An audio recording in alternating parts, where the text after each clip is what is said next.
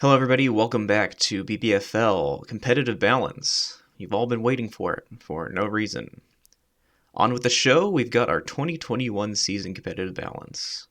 On the left, you'll see our teams ranked down from their final standings as listed by ESPN. I know I asked a while back between Nick and Makita which one should be at the bottom because there's something weird in the way ESPN was displaying that. That doesn't really matter here. Got their number of wins and their win percentage, and average MOV is, of course, average margin of victory. That's the amount of points that their team was up or below on average in their matchups. So, looking just down the margin of victory, Bryce was in a really close one. Basically, every game, James was blowing people out. Tuck was getting blown out. The redacted not it was relatively close. Kelsey had a lot of close games. I was winning by a lot when I was winning. So was Nick. And we can go on down. Makita getting blasted by about an average of 12 points every game. Looking at the really dumb nerd numbers, our standard deviation this year is 2.2156. So that's all things being equal.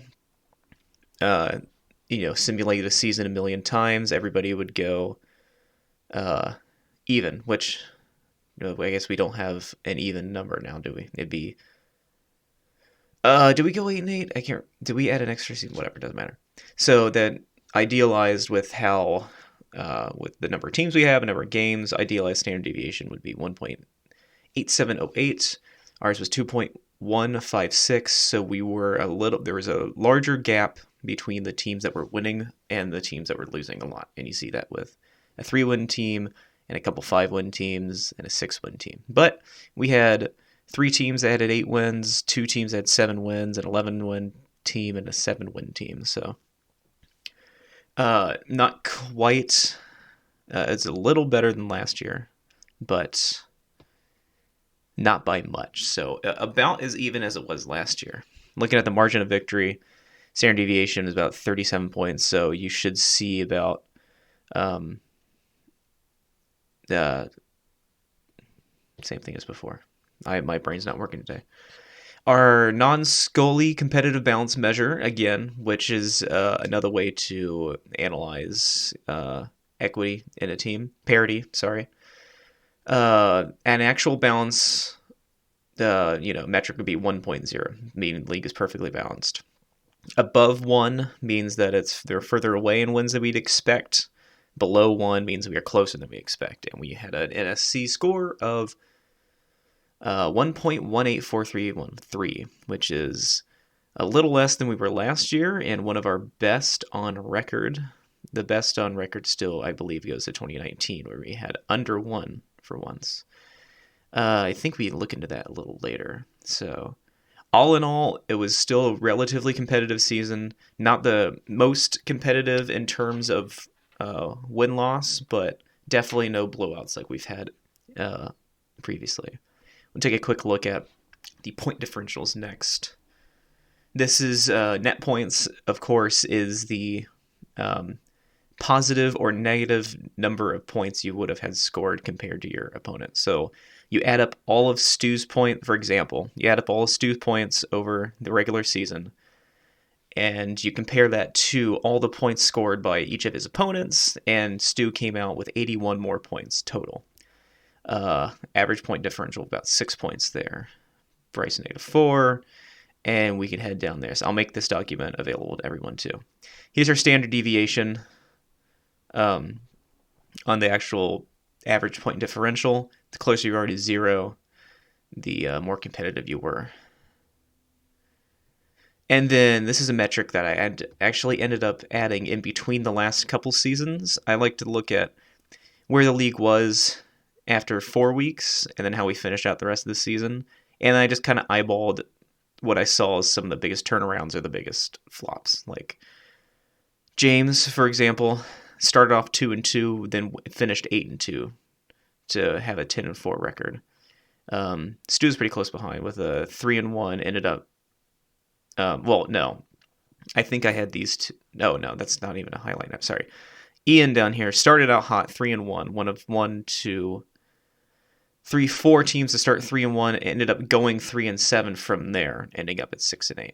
So that's just kind of a fun little metric that I can't equate to anything. It's just fun to look at the beginning and how the rest of the season shakes out. The competitive balance for the playoffs, this is one that I've pretty much made up on my own, and by my own, but with the help of my good friend Noah McBride. I have listed the seed in the playoffs and ranked them 1 through 8 as to how far they made it in the playoffs. Win the championship, your seed finish 1. Runner-up, seed finish 2. 3 and 4 were the divisional round, or the championship round. I forget. I don't know if we have names for those rounds. Whoever scored the most points, I went for 3 and 4. And then you just take the difference between the seed and their finish. So our number 1 seed got knocked out right away in a blowout, so they ended up -7 on the seed differential. The 5 moved up 4 spots, so they got 4 points there. So Ethy's Anarchy value is just a reflection of that difference in the final results, and that's calculated like that if you really want to look at it. It'd take me a while to remember how it works. It took a long time to create that that formula, and it's also normalized on a scale of 0 to 1.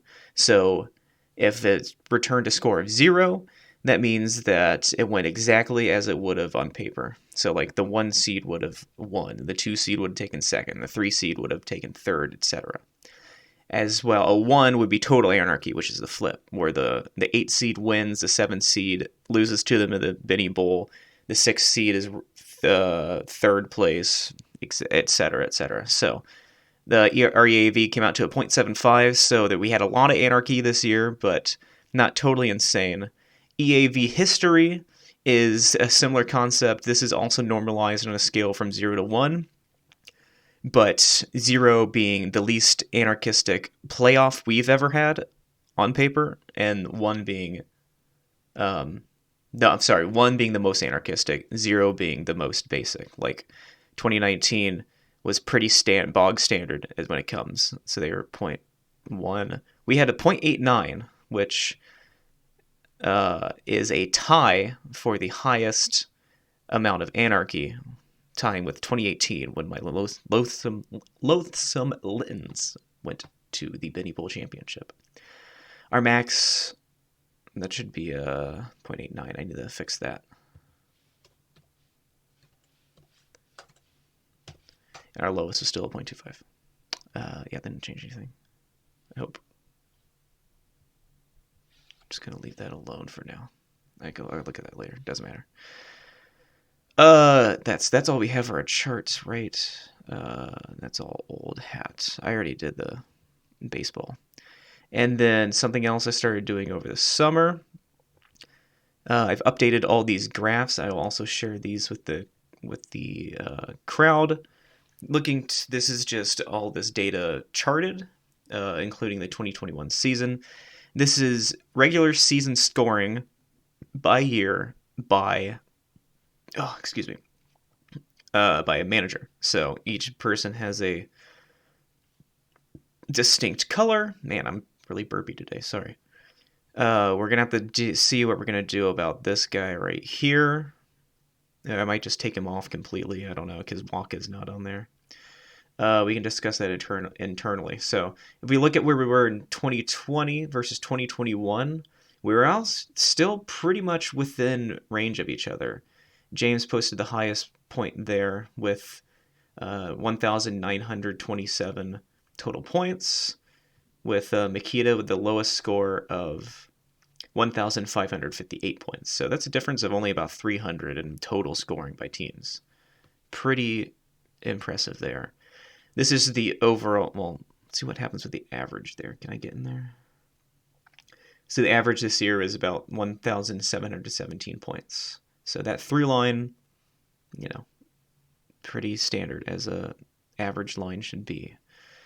Here's our win-loss record over time. This is just, listing out our win-loss record. Well, our scoring was much tighter.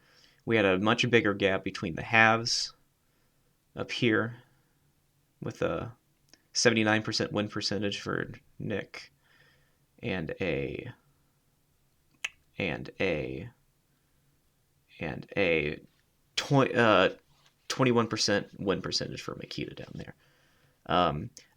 Much more spread out than we saw last year between just over 70 and just under 30%. Hey, that's me. And like always, average, sits at about 50%, once you look at things over time. This graph isn't like, I just like the way this graph looks. It's proportional to the winning score, the losing score in the Biddy Bowl. We had a pretty tight one this year, a lower scoring game than we've had in the past 5 years, it looks like. So it was a pretty quiet affair in terms of points scored. Here's playoff scoring, which I recognize is a bit skewed because the longer each game you win, you get another chance to score playoff points. But this is just mainly if you want to check out your own points there. Stu obviously would have scored the most points overall.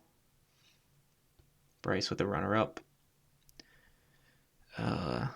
Here's the average winning and losing playoff point per game over time. So this value of 132 is the average value of the winning score in the playoffs this year. 104 is the average score for the losing team this year. So we had this trend line where we were relatively close for a long time, and then 2017 we had a major break between the two winners and losers. We saw that begin to narrow in 2020, and we continue that trend here in the 2021 season. This was about 34 points between. This was 28 points in between. Yeah, 28. This graph probably doesn't make much sense to anybody, but it's just looking at if you won the Benny Bowl, if you won the regular season champion, won the Benny Bowl, regular season champion, scoring champion. Stu did 2 of those things this year, so he ended up with 2 out of 3 for a triple crown. Bryce was the runner-up, so he was close to making it. And James was the scoring champion, so he got 1 out of 3. Stu with there are still only 3 people with a triple crown. Stu got a second 2 out of 3 this year. This is one that I came up with last year that I've tried to find some correlation between the number of moves that people make and how they do in the season, and I've not found any correlation whatsoever. If we look at... So the reason these 2 were broken up is that ESPN's transaction counter changed a few years ago. 12 through 18 is just the moves listed by ESPN, and in 2019 then we started including the trades. So that's why some of these graphs will be the entire history of the league, some of them will be just the last 5 years. This is average number of moves made by a manager across their final standing. This is for every season we've had so far. And again, we see this trend line where the top 4 that finish in the league have significant amount of moves versus 5 through 10. And then we see this tail end here with even more moves than here on average. And again, I can't find any statistical correlation, but if I had to wager a theory, I would say that up here, people are wheeling, dealing. They're making advantageous trades that move them up into contention, as well as keeping a keen eye on the waivers and really playing the numbers to keeping attention with everything. Down here, probably teams with a lot of injuries, especially with COVID-19 impacting the league the last couple of years, really having to sub out people last minute trying to get someone in the play. And in here, this middle trough, I could guess that it's maybe teams that don't pay quite as much attention to the waiver wires, or this football league isn't their main priority every season, and just kind of general performance where they're doing well enough that they don't need to worry, but not poorly enough that they need to start panicking and trying to make trades. Over to this other neon graph, we've got the average number of moves in pink, the average final standing in blue, and the number of championships, not an average, is the actual total number per manager in the league. So we see this is organized roughly by trend line of number of moves, average moves per season. James far and ahead of everyone else. And then we have this middle section with all of these lovely people, and then some people that have not made quite as many moves. And then average final standing of each of these people really doesn't separate any data there. And the number of championships is just to show the number of championships everybody has. Here's Stu's third. These are looking at trends over the last 5 years. Again, top 4 and bottom 2, not many more moves than this middle trough. And then not much changing here looking at just the 5 years. James has actually averaged more trades over the last 5 years versus the entire history of the league. Again, this middle section here, and then the bottom third. And let's see what other graphs are. This is the last graph I have. At the end of the season, under league results, ESPN has a metric called points for per game, which I think is its calculation of the average number of points you scored in your game, which I wonder if they just take your total scoring and divide it by the number of games you played. This is that number plotted. We were pretty tight last year and still pretty tight this year. The biggest difference being between 137.6 and 111.3 versus 137.7 to 106.9. Nice in the last year. We see these all in all these graphs that early on in the league there's a lot of have and have-nots. This is one of my favorite lines with the tuck line. And as we introduce more people, it begins becoming more and more competitive, which is one of my favorite things about the league, is that it's not for money or for fame. Well, it is for fame, but it's not. We don't have money riding on it. We have eternal glory. I mean, this is regular season scoring over time. Big jump here. I probably explained it last year. I don't remember why there was such a big jump here. Probably a big rule change, but it's been consistent from there. I just think it's interesting. So that'll do it for this edition of BBFL Competitive Balance, the 9th edition of the Competitive Balance.